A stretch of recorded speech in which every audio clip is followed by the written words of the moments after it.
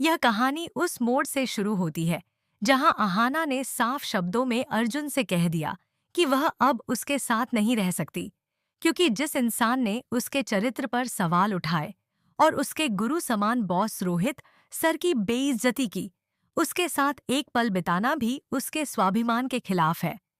घर का माहौल पहले ही बीच सड़क हुए तमाशे के बाद युद्ध के मैदान जैसा था।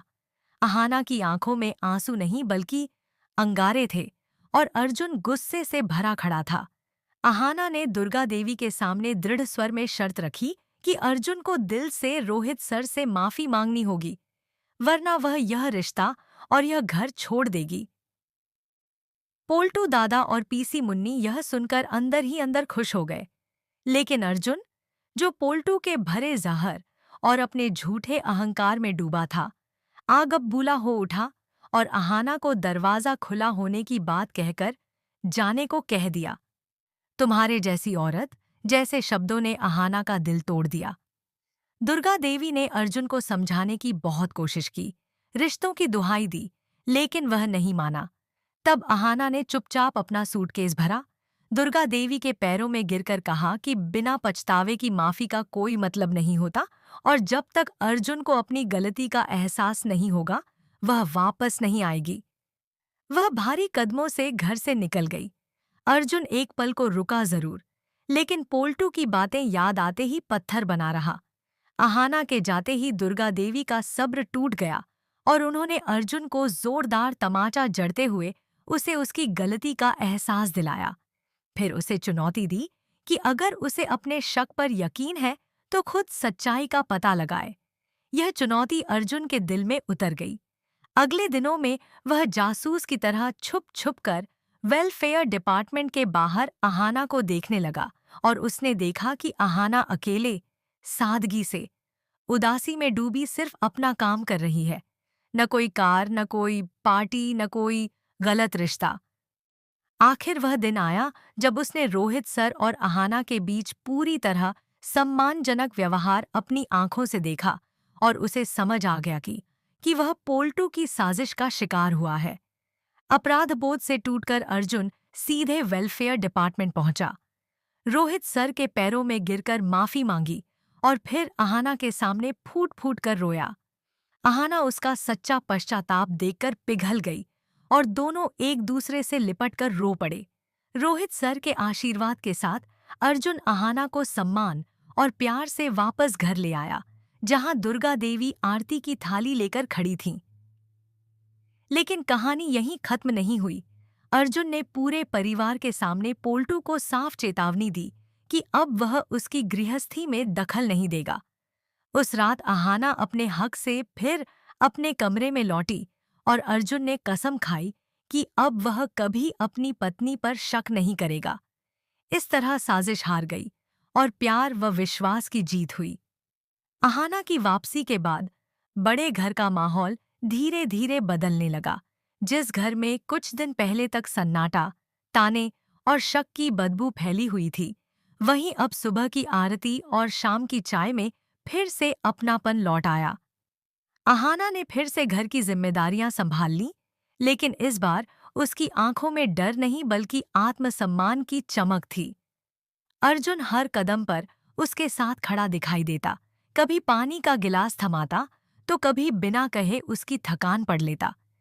दुर्गा देवी यह सब चुपचाप देखती और मन ही मन भगवान का शुक्र अदा करती कि उनका परिवार टूटने से बच गया। उधर पोल्टू दादा और पीसी मुन्नी की हालत बदली बदली सी थी। घर में उनकी पहले जैसी चलती नहीं रही। जो लोग कभी उनकी बातों को सच मान लेते थे, अब उन पर सवाल उठाने लगे। अर्जुन ने साफ कर दिया कि घर में अब कोई भी पीठ पीछे जहर नहीं घोलेगा। हर फैसला सामने होगा, हर बात सच के साथ होगी। पोल्टू पहली बार खुद को अलग थलग महसूस करने लगा और उसे एहसास हुआ कि साजिशें कुछ समय के लिए काम कर सकती हैं, लेकिन आखिरकार सच ही जीतता है। अहाना भी बदली थी। वह अब सिर्फ सहने वाली बहू नहीं रही, बल्कि आत्मसम्मान के साथ खड़ी होने वाली औरत बन चुकी थी। उसने अर्जुन से साफ कहा कि प्यार तभी जिंदा रहता है जब भरोसा जिंदा हो। अर्जुन ने भी दिल से यह बात स्वीकार की और अहाना के सामने, माँ के सामने और खुद अपने आप से वादा किया कि अब किसी तीसरे की बात उनके रिश्ते के बीच नहीं आएगी। धीरे धीरे बीते हुए दिनों की कड़वाहट यादों में बदलने लगी। त्योहार आए, घर फिर से रोशनी से भर गया। दुर्गा देवी ने एक दिन सबके सामने कहा, आज अगर यह घर बचा है तो अहाना के स्वाभिमान और अर्जुन के पछतावे की वजह से। यह सुनकर अहाना की आंखें भर आईं और अर्जुन ने उसका हाथ थाम लिया। कहानी यहीं यह सिखाकर खत्म नहीं होती कि प्यार में सिर्फ साथ रहना काफी है, बल्कि यह भी कि रिश्तों की नींव भरोसे, सम्मान और सच्चाई पर टिकी होती है। जहां साजिश और शक हारते हैं, वहीं आत्मसम्मान और प्रेम आखिरकार जीत ही जाते हैं। लेकिन यह कहानी यहीं पूरी नहीं हुई, क्योंकि जिस घर ने आंधी देखी हो, वहां हवा पूरी तरह थमती नहीं है। अहाना के लौट आने के बाद भले ही शांति दिख रही थी, मगर पोल्टू दादा के मन में हार की जलन सुलग रही थी। वह ऊपर से शांत था, लेकिन भीतर ही भीतर कोई नया खेल रचने की सोच रहा था। पीसी मुन्नी भी समझ चुकी थी कि अब सीधा वार काम नहीं करेगा, इसलिए वह मीठी मीठी बातों और झूठी सहानुभूति का मुखौटा ओढ़े घूमने लगी।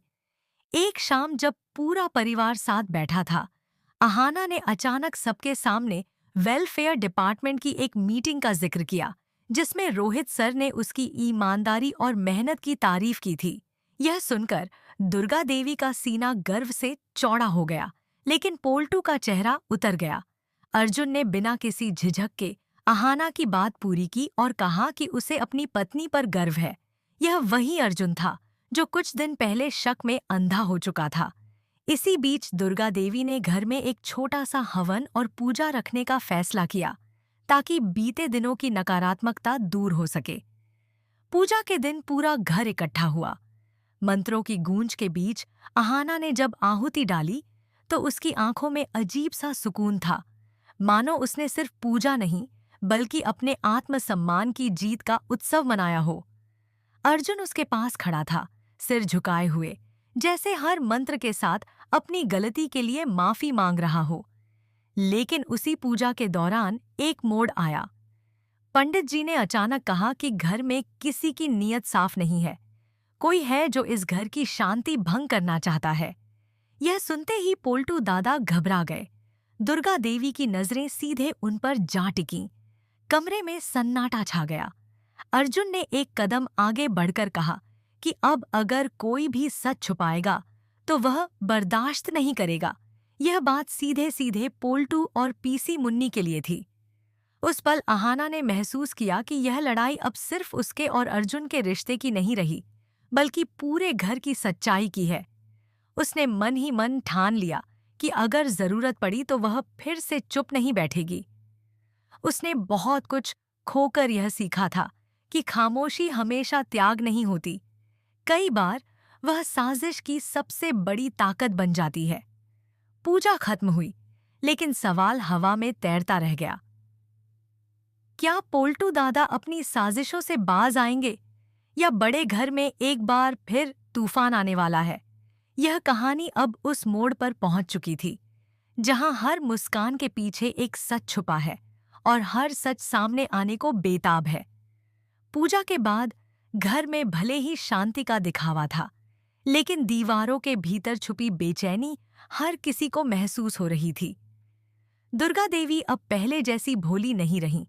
उन्होंने साफ देख लिया था कि यह तूफान यूं ही नहीं उठा था, इसके पीछे किसी अपने का ही हाथ था। उसी रात उन्होंने अर्जुन और अहाना को अपने कमरे में बुलाया।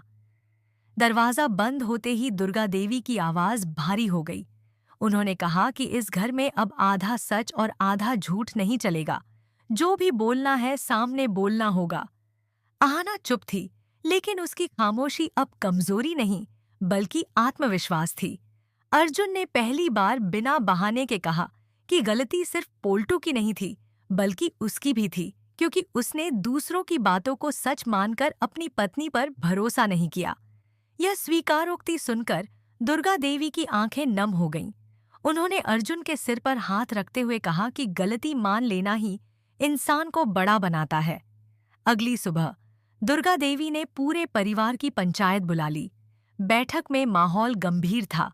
उन्होंने सीधे पोल्टू दादा से पूछा कि क्या उन्होंने कभी अहाना और रोहित सर को लेकर अर्जुन के कान भरे थे। पोल्टू ने पहले तो बात घुमाने की कोशिश की, लेकिन दुर्गा देवी की तेज नजरों के सामने उसकी चाल नहीं चली। धीरे धीरे सच्चाई बाहर आने लगी। अधूरी बातें, बढ़ा चढ़ाकर कहे गए किस्से